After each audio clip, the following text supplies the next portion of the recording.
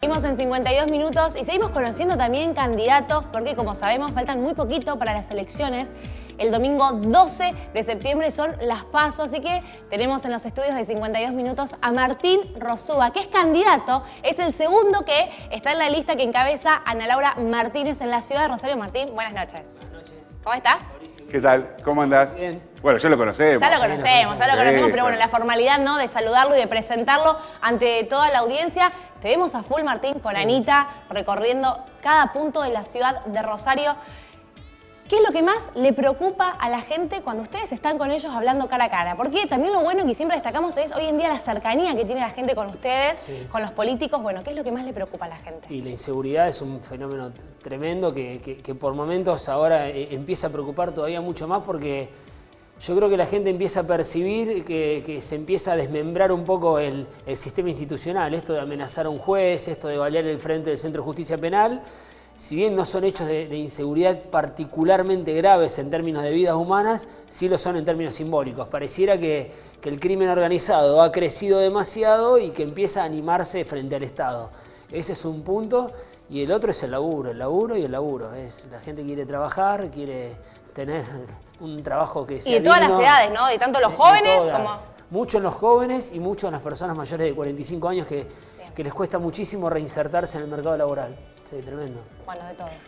Martín, bueno, primero gracias por venir. No, por favor. No vamos a hablar de fútbol. Yo me comprometí fuera del aire de no hablar de fútbol. Yo creo que algún día nos van a ganar un clásico, pero eso es una... Hemos ganado tantas cosas que un clásico. No te agrandés. Chicos, por favor, que no se desvirtúe. Si querés ganar un clásico, no. Vamos a... Martín es un reconocido militante del radicalismo. Y le quiero preguntar si está cómodo con este radicalismo que hay hoy en la República Argentina. Un partido que tuvo sus mejores momentos históricos cuando tuvo una postura popular, cuando tuvo defendiendo los intereses nacionales, y hoy se pone en duda si Juntos por el Cambio representa esos intereses nacionales o si Juntos por el Cambio representa los valores del radicalismo. Vos sabés que con vos me gusta porque podemos hablar siempre hablamos sin filtro. Y estas cosas, el lugar no sé si es cómodo o no es cómodo. Yo creo que estás jugando el rol histórico que le toca jugar.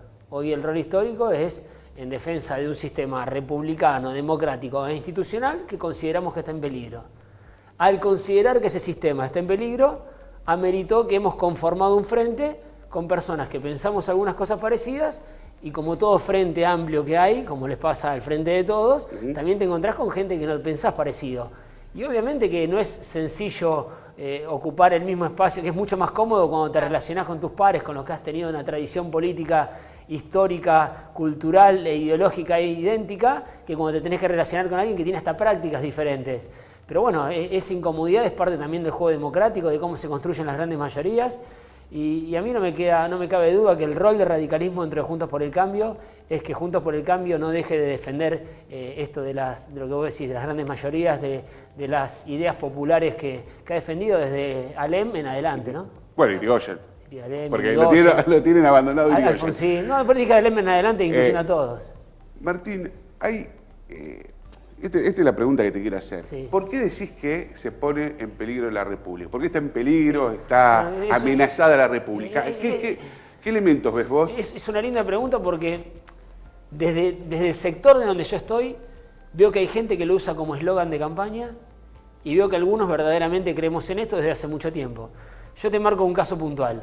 Hoy el kirchnerismo está a 7 diputados, lo dicen todos, casi Vox Populi, de tener mayoría automática en la Cámara de Diputados. Tiene mayoría automática en la Cámara de Senadores desde el año 83. Nosotros ya sabemos que Cristina y compañía tienen un proyecto de reforma judicial que seguramente si tuviesen esa mayoría van a ir por la reforma del Consejo de la Magistratura. Entonces, manejarían el Congreso, Cámara de Diputados y de Senadores.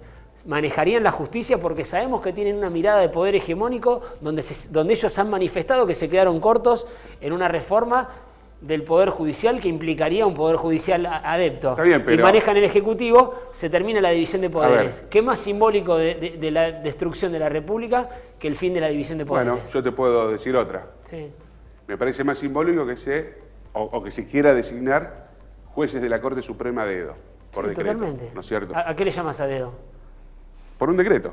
Por un decreto por una decisión presidencial, como hizo por un decreto Mauricio Macri en el 2016. En el intervalo que todavía no estaba funcionando el Congreso, que vino el Congreso y lo renovó. Yo fui uno de los primeros en criticarlo. No, está bien, ya sé la posición que tenés vos. Te digo que Sí.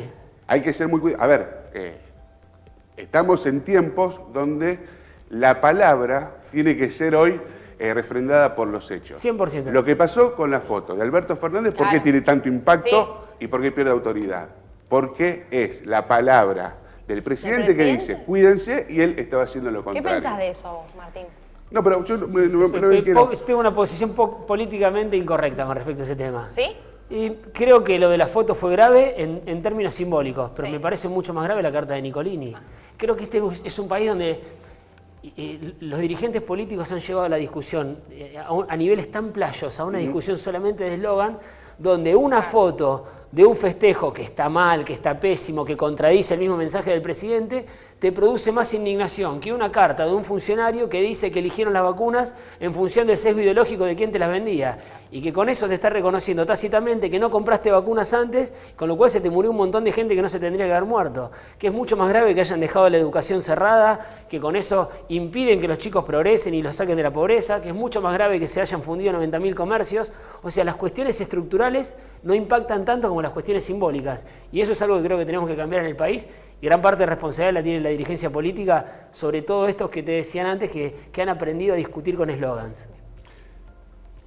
Esto lleva a un riesgo para toda la clase política democrática, que es la aparición de sectores de ultraderecha y que ya no vienen con la lógica de la discusión política, 100%. sino de imponer en nombre de la libertad, en nombre de esto está todo mal, entonces... Sí, yo creo que ha ido, antes que, no hay nada más lejano, yo me considero liberal en términos ideológicos, un liberalismo progresista, como es el liberalismo en todo el lado del mundo. Los demócratas que son en Estados Unidos, liberales y progresistas, contra los conservadores que son los republicanos. Acá el problema en Argentina es que la palabra libertad y la palabra liberalismo se la han robado los conservadores de derecha, que solamente usan a la libertad para ser pro mercado, pero después no son respetuosos de las libertades individuales. Ahora, ¿quién tiene, yo te revierto, si bien no es el formato, ¿no? Pero ¿quién tiene la culpa de este fenómeno de la aparición de personajes marginales llevados al extremo? La política. Lo tiene, ¿pero qué parte de la política? La responsabilidad mayor está en quien está gobernando.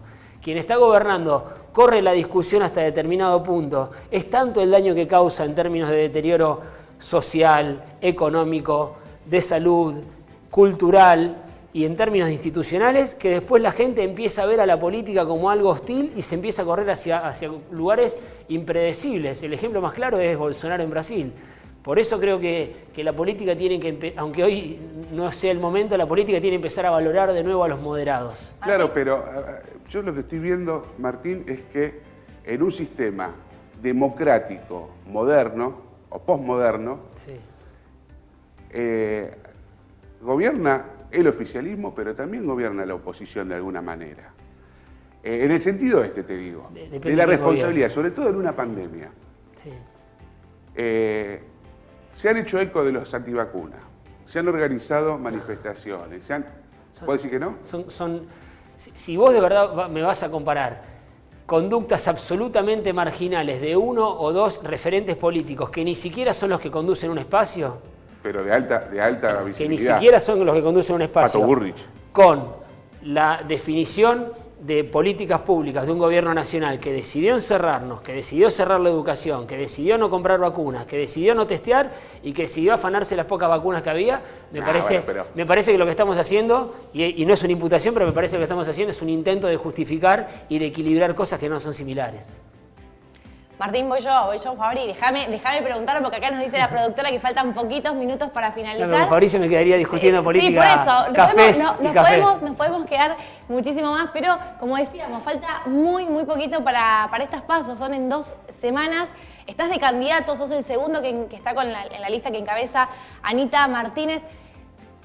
¿Cuál es la diferencia de la lista de Anita, la de ustedes, con las demás listas? ¿Por qué se diferencia? Hace la pregunta más picante de todas. Sí, es brava. Esa es la pregunta que... Con las listas internas de Juntos por el Cambio. Creo que tiene que ver con lo que recién discutíamos con Fabricio. Mira, la nación, la provincia y el municipio tienen problemas muy complejos. O sea, Sí. son problemas estructurales profundos que no se solucionan hace muchos años. A los problemas complejos vos no le tenés soluciones fáciles, las soluciones son difíciles. Y las soluciones difíciles se alcanzan, no las puedes alcanzar nunca a través de un sector. No existe la posibilidad de que un solo sector político alcance la posibilidad de resolver problemas tan complejos como los que tiene la ciudad de Rosario. Entonces, ¿qué necesitas? Ideas, que nosotros tenemos, propuestas, pero por sobre todas las cosas, capacidad de diálogo. Y creo que lo que más nos diferencia con el resto de las listas de Juntos por el Cambio es que nosotros tenemos una visión crítica de la acción y de la gestión municipal, pero a la vez constructiva, que en lo que esté bien lo vamos a apoyar, que en lo que esté mal lo vamos a corregir, pero que somos capaces de sentarnos en una mesa y dialogar y a ir todos para adelante. Y veo que muchos de los otros participantes están en la hostilidad plena, en el eslogan vacío, en la guerra de Twitter, y eso resta mucho en la política de hoy. Tomo parte de lo que decía Fabricio antes. Necesitamos firmeza para plantarnos a lo que hay que plantarse, como lo que hemos demostrado en los temas nacionales, pero también la capacidad de diálogo constructiva, como tendremos que tener con el intendente, para que la grieta no penetre en Rosario y acá podamos construir una ciudad moderna, de iguales y que recuperemos lo que vivimos hace no tantos años, ¿no? Hay que ir a votar el 12. Es importantísimo. Pensar, elegir, averiguar, informarse e ir a votar razonadamente. Eso es lo que le digo siempre a la gente, que elija a la persona que más le representa, pero que averigüe, vaya, que investigue, porque las sociedades donde hay mayor participación democrática son las sociedades que mejor les ha ido. Bueno, como decía Fabri, nos podemos quedar un montón, pero... No, hay muy pocos dirigentes de la ciudad de Rosario y de Santa Fe que podemos tener un intercambio respetuoso, poco más, poco menos, pero con Martín se da eso. Sí, se puede. Sí. Aparte se discute, no te responde con tweets, como vos dijiste. Hay algunos que te responden con tweets. Veo mucho discurso enlatado y la verdad que a los que nos gusta la política de verdad... nos escapamos del coacheo, del discurso enlatado. Igual te digo, Martín, esto en confianza y acá, que me ha pasado, muchos actuales concejales que he hablado, que han estado en el programa, en este y en otros, me dicen, estaría bueno que Martín pueda volver al consejo. Me han mandado mensajes hasta de las agrupaciones políticas más lejanas de lo que nos podemos ver, porque ¿te quieren en el consejo? Hemos tenido muy buena relación cuando estuvimos en el consejo. Era un consejo mucho más político que este todavía. Espero que podamos recuperar algo de eso. Bueno, ojalá. Todos los éxitos entonces para este 12. Muchas gracias. Pasaba Martín Rosúa, que está segundo en la lista de Anita Martínez, que van con todo para este 12 de septiembre, que son las PASO.